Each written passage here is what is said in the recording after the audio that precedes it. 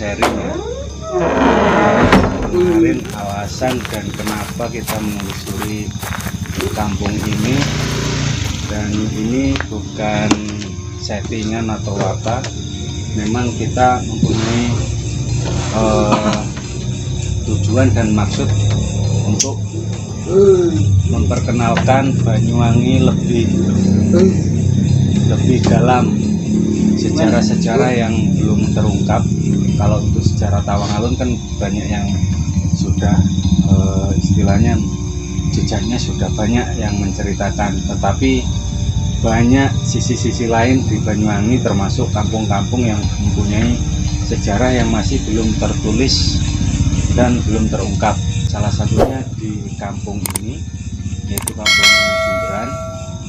Sebenarnya potensi sejarahnya sangat banyak sekali, potensi pariwisatanya juga bagus, dan kita menggalinya mulai dari sejarahnya Kampung Sumberan.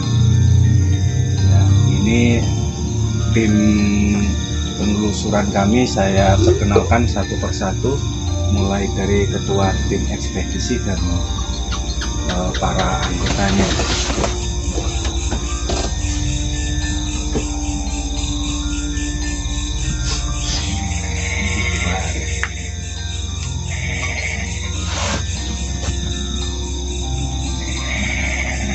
Untuk ketua tim ekspedisi sejarah Kampung Sumberan yaitu Mas Purnomo. Ya. Silakan memperkenalkan diri, Mas Purnomo. Ya, saya Purnomo.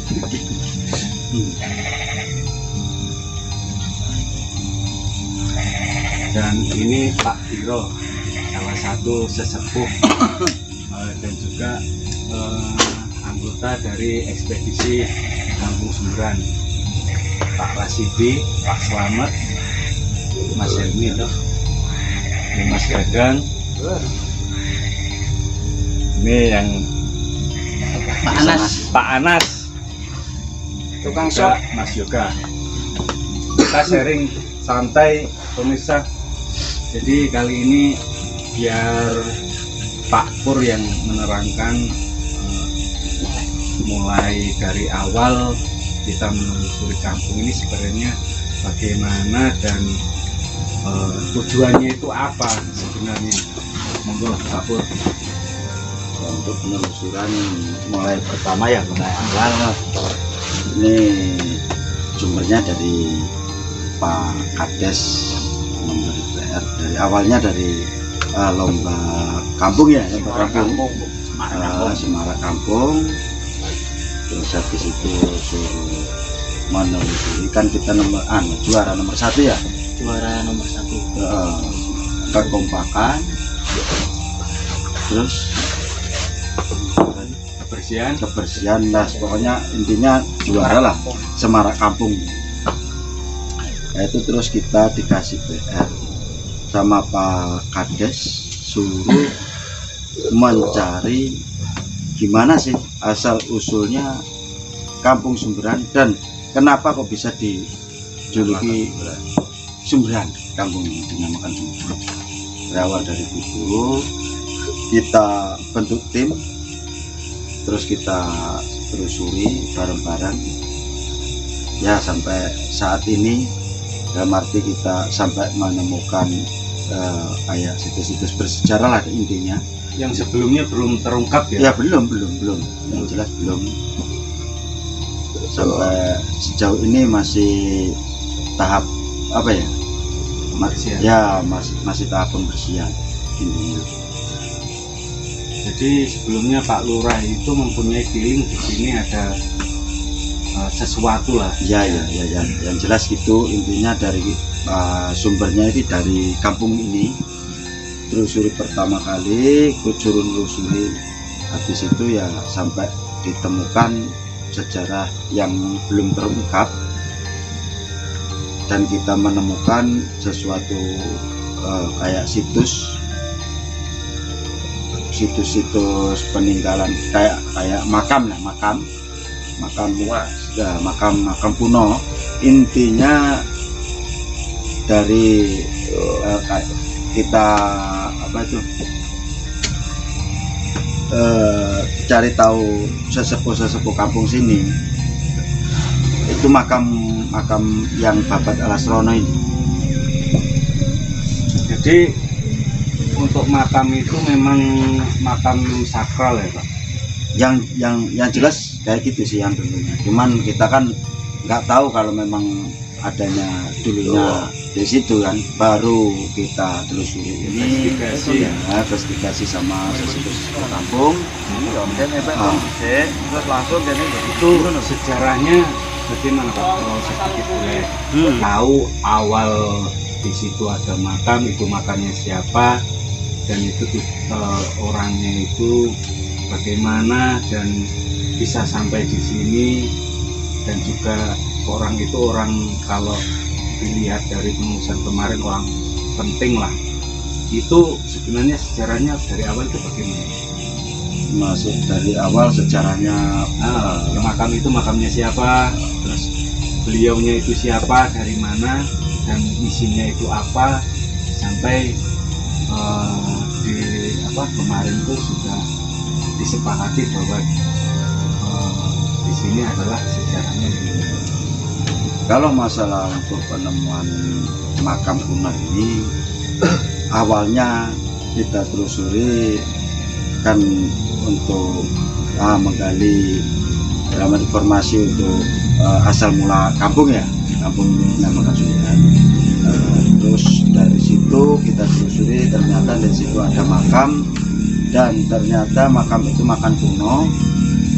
Ya tentunya kita tahu itu kan juga dari informasi para sesepuh kampung ya. Yang jelasnya di situ, di lokasi situ ada makam kuno. Ternyata itu makamnya Pak Ahmad Diarjo ya. Ahmad Diarjo alias Singolaksono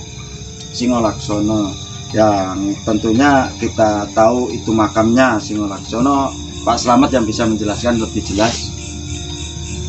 Pada waktu itu kan Pak Slamet juga yang kita ikut menyusun. Pak Slamet, masalah makam itu dulunya belum ditemukan sama sekali. Joko tuh tinggal ngarep yo. Joko memang lama sih. Waktu itu kan itu saya cuma ambil selendang ke kursi. Ada ular di situ. Lalu coba saya ular mau bermain pukul. Dia ngomong, kamu jangan bunuh. Itu memang ular, tapi hanya berupa ular aja. Kalau sampai mau tahu saya, ikuti saya. Ikuti sama saya.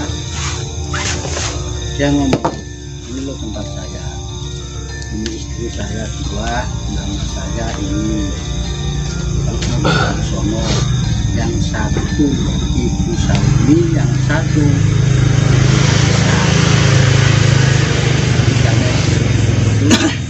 tolong bangun rumah saya. Kalau sampai makan saya juga tolong dikasih makan juga.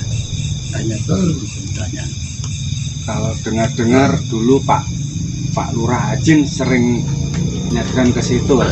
Memang dari Pak Lurah Ajin setelah dibangun makam itu sama ibu saya, Pak Lurah Ajin sering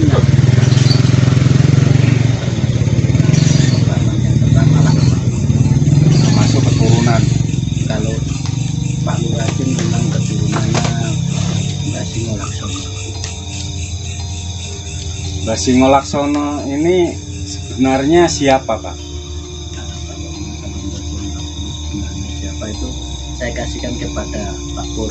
Ya. dari penelusuran kami, Bapak Singolaksono atau Bapak Ahmad Diarjo itu ya yang jelas bukan orang asli sini. Intinya dari luar ya, dari luar kota, luar Banyuwangi intinya. Waktu zaman dahulu ya yang jelas kita nggak tahu juga dalam penelusuran masih tahap penelusuran ini. Yang jelas Bapak Singon Laksono ini ditugaskan sama entah itu negara, entah itu orang tuanya, keraton. Ya itu kerajaan lah intinya. Yang jelas intinya di sini tuh untuk mengislamkan di wilayah Jawa Timur bagian selatan ya, bagian timur ya, bagian timur yang jelas di daerah Banyuwangi, tepatnya di Serono Kampung Sumberan ini makamnya sekarang. Kalau Jawa ujung timur. Ya itu. Untuk Bapak Singon Laksono itu kemarin katanya dari Madura dan itu keterangannya dari Pak Samsi. Iya Pak. Ini Bapak Rasidi keturunan dari Pak Samsi. Bukan keturunan, ini menantu. Mungkin Pak Rasidi bisa menjelaskan. Ya katanya mertua saya ya Pak Samsi itu dulu itu memang dari Madura.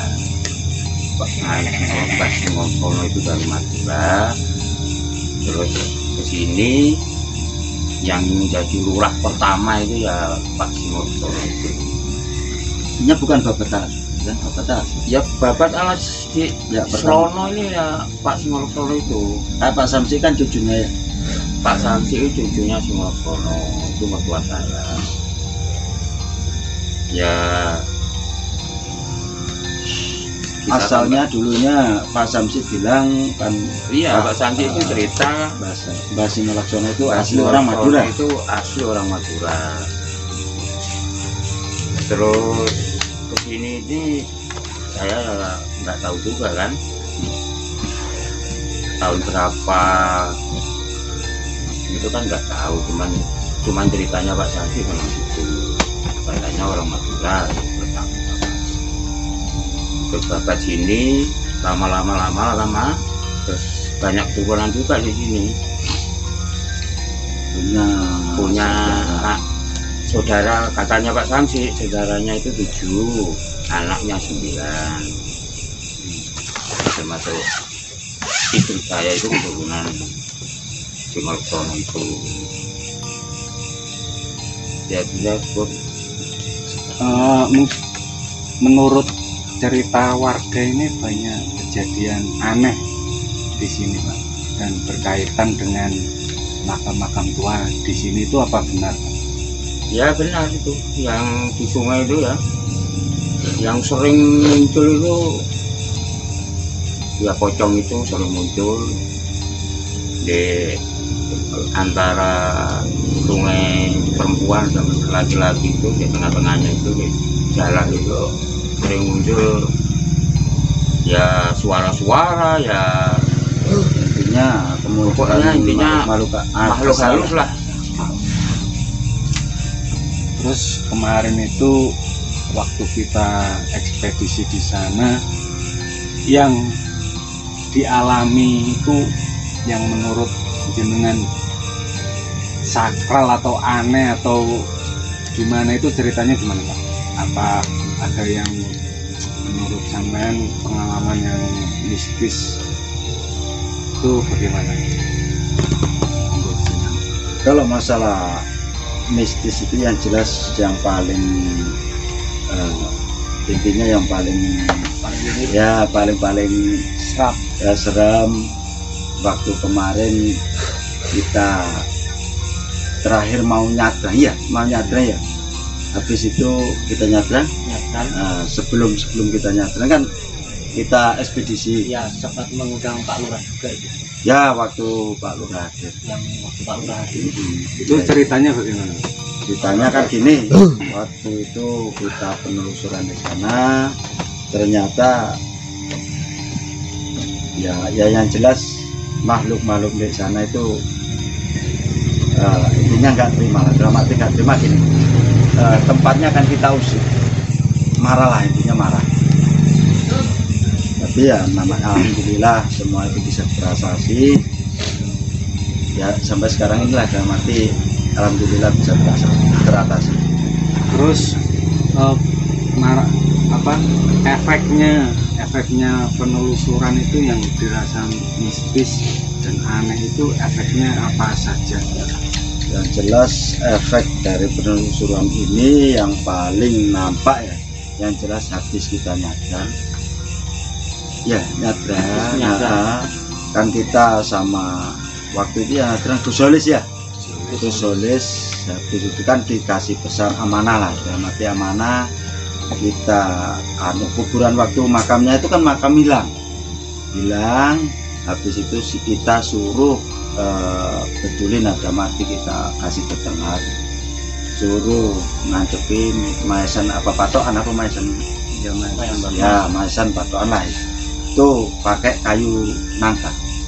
Ternyata kita ini kan yang namanya manusia ya, yang jelas ada pro dan kontranya, masalahnya kalau masalah tempat ini yang jelas bikin kita lambat. Intinya kayak yang punya lahan berketepatan makamnya di situ tuh kurang mendukung dalam arti. Akhirnya kita waktu ngancurin patokan maesan itu ada kendala yang jelas. Jadi kita agak lama. Nah dari situ banyak aja yang banyak kejadian yang aneh. Dalam arti ya kayak orang jualan aja, orang jualannya nggak berani masuk di kampung Sumberan lewat di sumber situ. Katanya ketemu ular, terus banyak warga kampung yang agak badannya itu kurang enak, dalam arti gangguan gangguan efek dari kita keterlambatan kasih tetengah itu. Nah alhamdulillah sekarang sudah kita kasih tetangga dan ya kita lihat sekarang ini alhamdulillah nggak ada apa-apa. Terus di situ selain makam ada petilasan. Iya ya benar nggak salah, batu petilasan di situ sebelahnya sebelah dari makam itu timurnya makam agak utara sekitar ada 3 meteran lah, 3-5 meter. Untuk batunya itu seperti apa Pak? Bisa dijelaskan? Ya kalau batunya sih ya kayak batu biasa, cuman kalau dibilang batu biasa udah berapa tahun ya, yang jelas batu itu kalau memang terpendam intinya kan berlumut ya, itu kelihatan masih bersih.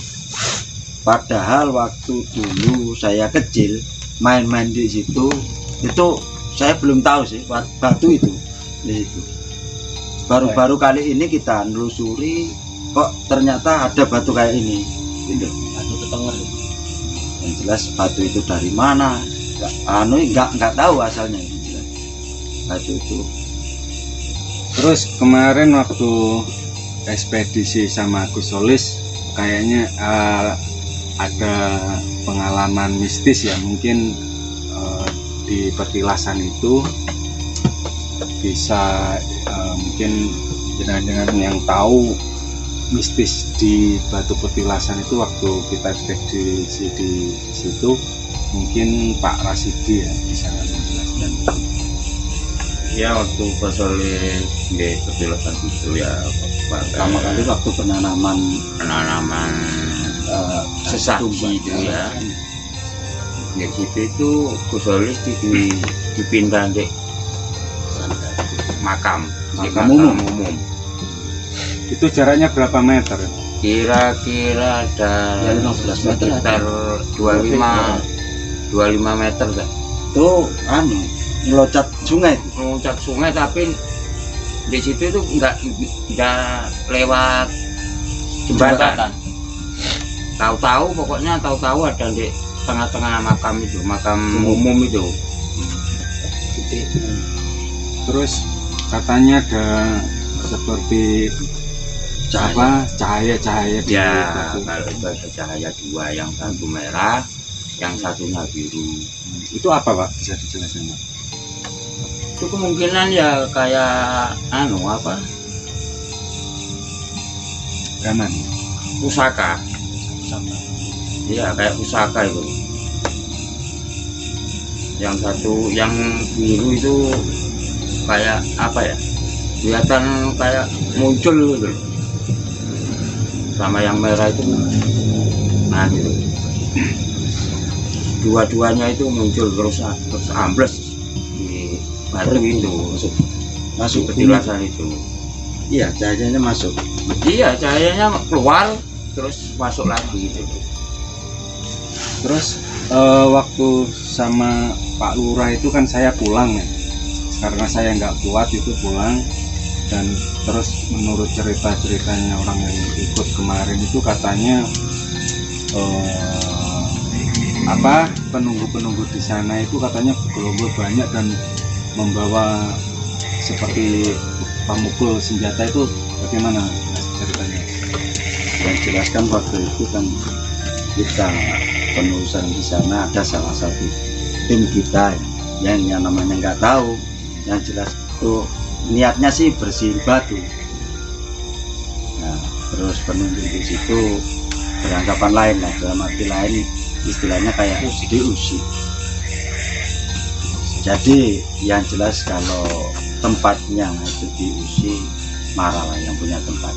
Intinya marah besar, udah nggak pernah dirawat, dalam arti kan bilangnya kayak gitu lah, udah nggak pernah dirawat, malah di sini malah mau merusak. Padahal sebetulnya untuk kami ini yang jelas ingin tahu dan ingin ibarat ini memang petilasannya yang jelas kita bangun terus kita bersihin kan gitu. Ya ternyata ya namanya makhluk kayak gitu yang jelas kan lain ya sama kita. Terus katanya tongkatnya udah dikasihkan itu gimana? Kalau masalah tongkat itu kalau dikasihkan yang jelas saya juga belum tahu, cuman dengar saja. Masalah tongkatnya sih saya juga belum tahu, yang tahu jelas Bapak Slamet. Waktu itu saya ke rumahnya Pak Mustaqim. Nah, teman saya bilang mau ambil barangnya Mas. Enggak, saya cuma main-main. Kamu ingin tahu barangnya Mas, ini barang yang juga itu berupa kayak tongkat komando. Ini semua betul, bukan tongkat komando. Jadi bawahnya itu bisa dilepas, itu keris. Itu ada yang ditunjukkan kepada saya dengan itu. Terus Pak Mustaqim ini salah satu tokoh atau masyarakat atau siapa Pak? Kalau Pak Mustaqim itu gurunya, orang yang dituakan di sini. Iya, orang yang dituakan. Spiritual juga. Orang guru spiritual itu. Terus setelah makam, terus petilasan, terus sendang ini Mas. Sendang. Nah, sendang ini ya mungkin Mas juga ada yang ditanyakan. Gini, Kang Pura, berarti saya mau menyimpulkan gitu. Dari hasil ekspedisi kemarin yang berturut-turut, berarti bisa dikatakan kalau Mbak Buyut Ahmad Darjo atau Singolaksono itu berarti kan bukan orang sembarangan. Yang jelas gitu. Cuman posisinya waktu itu yang jelas saya kurang tahu juga. Yang jelas intinya bukan orang sembarangan ini gini. Dalam arti orang-orang berpengaruh. Yang jelas. Orang besar lah. Ya. Yang punya kedudukan. Berarti ini sejarahnya sudah mau ditulis ya Mas? Sejarahnya mau ditulis. Jadi kita bekerja sama dengan pemerintahan, sejarah yang belum terungkap ini bisa intinya ditulis secara legal. Ya, nah, jadi kita tinggal nunggu aja surat dari pemerintah, baru kita melanjutkan yang lebih jauh. Soalnya di sini ada namanya Taman Sari dan itu pastinya kan berkaitan ya. Insya Allah bisa berkaitan. Masalahnya di Kebaman sini ya, desa Kebaman sini kayak petilasan itu banyak kayak Mbak Bujep, Mbak Hidup, Tapi banyak yang tidak tahu ya. Yang jelas banyak yang tidak tahu. Jadi ini menunggu legalitas dari pemerintah Ya, setempat pemerintah untuk melanjutkan, mencari ya, melanjutkan. sejarah yang sebenarnya sangat penting sekali, cuma banyak generasi yang sekarang ini kan nggak tahu ya. Ya. Jadi untuk menjaga itu kurang ya. Salah satu yang kemarin kita lihat lakap Babu Ijen kalau nggak salah kan di situ banyak sekali jemuran itu. Ya. Padahal itu sangat disakralkan dan mempunyai nilai sejarah ya. Saya dulunya waktu kecil aja saya dulu itu banyak orang-orang yang berziarah di situ. Tempatnya juga belum dibangun waktu itu, masih sedangkan ini sudah dibangun di tempatnya makam Babu Ijen, malah dikasih jemuran sempat jemur pakaian apalah, jelas nggak kerawat lah. Kira-kira ini kira-kira dari hasil ekspedisi kemarin itu menurut penjelasan kemarin juga katanya di kampung Sumberan Desa Kebangan ini adalah punjernya gitu. Yang saya telusuri, yang jelas saya juga belum tahu persis, intinya yang saya telusuri katanya yang Bapak Ahmad Diarjo ini kalau memang babat alas orang yang pertama, babat alas Serono ini, yang jelas kan yang pasti sumbernya di sini, di kampung ini, Desa Kebangan. Terus makam petilasan, sekarang sendang ini ya. Ya, Sendang ini kan ada pasangannya seperti sendang kemanten ini ya. iya, iya. Jadi ada kali lanang, sumber lanang, sumber wedok gitu. Iya. Sumber laki-laki, sumber perempuan. Nah, terus sumber ini menurut ceritanya itu kemarin juga saya kutip dari Gus Aan yang menulis di sana, itu sumber punjernya itu ada kepala seperti kepala naga dan ekornya itu dia lihat ada di salah satu sumber di sini atau berkaitan dengan yang disempuh itu Mas, Gemuk Kancil ya. Iya, iya. Antaboga, Ya. Antaboga. Dan kaitannya mungkin dulu di sini memang lokasi ini sangat aneh Mas. Kalau saya lihat dari topografinya ini kan ini apa ya, kawasan pesisir. Ya. Tetapi kenapa kok di tempat lain jarang ada sumber? Memang kalau memang ada sumber paling ya sumur ya, digali ya. Kalau di sini kan areanya sangat rendah dan itu ada sumber mata air di situ kan aneh Mas. Jadi kalau Kusaan bilang kemarin itu ada kepala naga dan terus ceritanya itu dulunya di sini itu membabat alas dan untuk memulai pertanian itu butuh air dan diambilkanlah sumber itu dari Antaboga.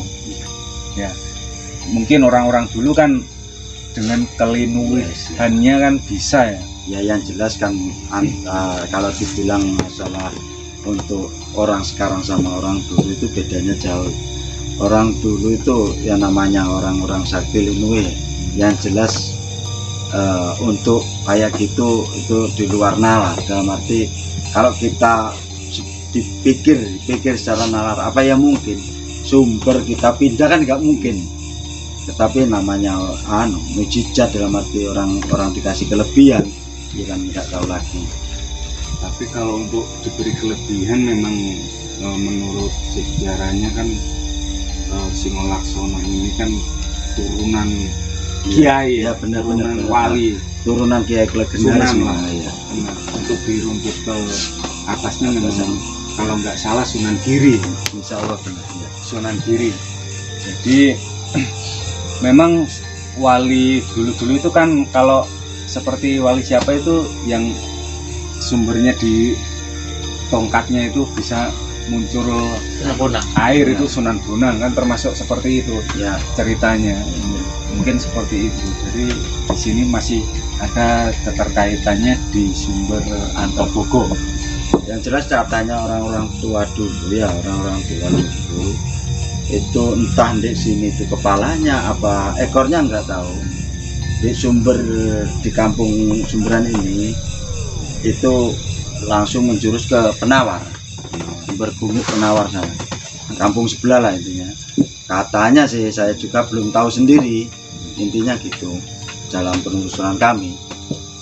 Jadi untuk Penawar mungkin nanti bisa ngek ya Mas. Ya bisa. Nah, dari ini semua Mas, ini langkah selanjutnya ini untuk menguri-uri petilasan dan sejarah yang di sini, itu langkah selanjutnya dari tim sampean ini dan pemerintahan itu apa Mas? Kalau masalah ini untuk penelusuran selanjutnya kita tinggal nunggu surat dari pemerintahan. Terus untuk ya kita telusuri di daerah Penawar, yang jelas kampung Caparan, ada juga ada sesuatu yang perlu kita gali sejarahnya, kita ungkap sejarahnya, intinya gitu. Dan kemarin kan untuk selanjutnya pembersihan ya Mas. Ya ini pembersihan, terus mau ada dikasih acara pasar obor kuno lah ya? namanya, Pasar kuno ya. ya pasar kuno. Yang jelas di sini rencana teman-teman sama pihak warga dinamakan pasar obor. Entah itu diadakan seminggu sekali apa 1 bulan sekali, yang jelas kita masih rembukan ada mati, kita masih perlu musyawarah kampung. Berarti ini pasar obor ini sangat menarik Mas.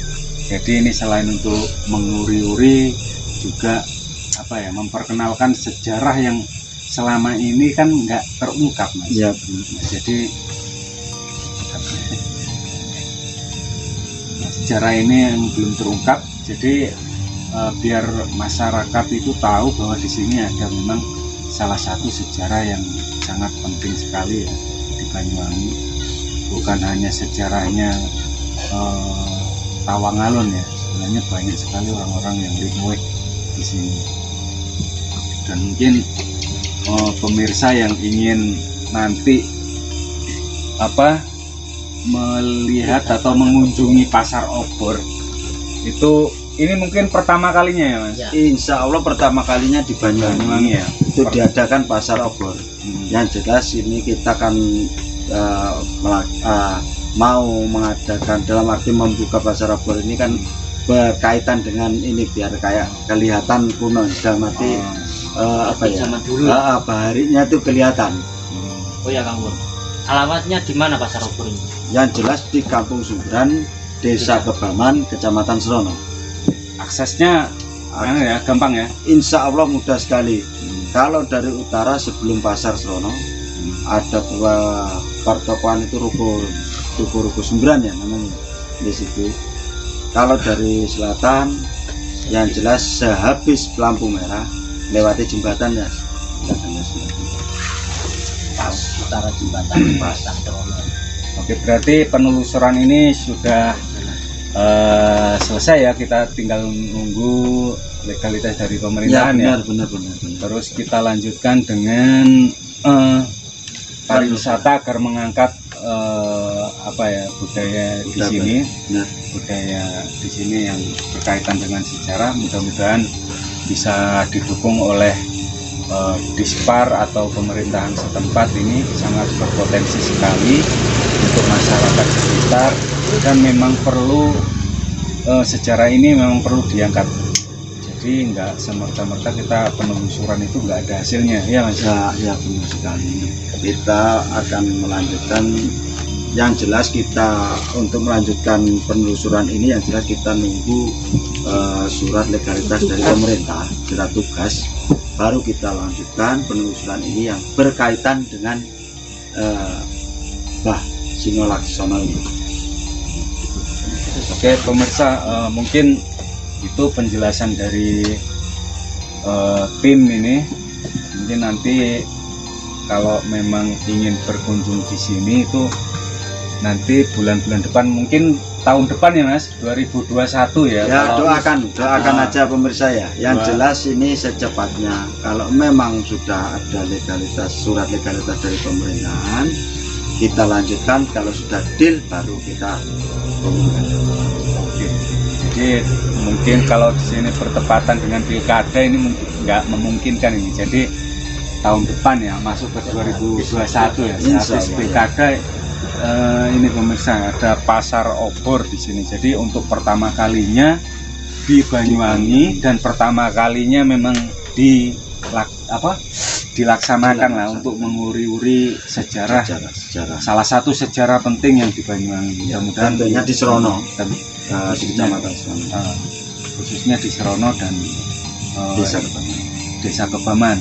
Mudah-mudahan bermanfaat untuk masyarakat dan juga bermanfaat untuk semuanya, dan mudah-mudahan juga sejarah ini bisa secepatnya ditulis dan dilegalkan ya Mas. Iya, iya. Ya, mungkin itu mungkin ada dari Ya cukup beri doa biar tim kita bisa melaksanakan dengan lancar, sukses. Jadi untuk desa Kebaman, Kecamatan Serono, Kampung Sumberan ini bisa terangkat lah. mungkin dari Pak Diro ada kesan-kesan ya. Ada. Oke, ini fotonya Pak Lurah ini. Iya. Gimana, Pak? Keren Pak. Ini Mas Dadang ya, anak Pak Rasidi dan juga salah satu tim keturunan Mbah Singolaksono juga. Oke, mungkin itu ya penelusuran untuk di sini mungkin kita tutup sekian dan ikuti kelanjutannya dan ikuti nanti momen untuk menguri-uri ini pasti rame lah, bisa jadi destinasi wisata baru 2021 di Banyuwangi. Mungkin itu. Assalamualaikum warahmatullahi wabarakatuh. Waalaikumsalam.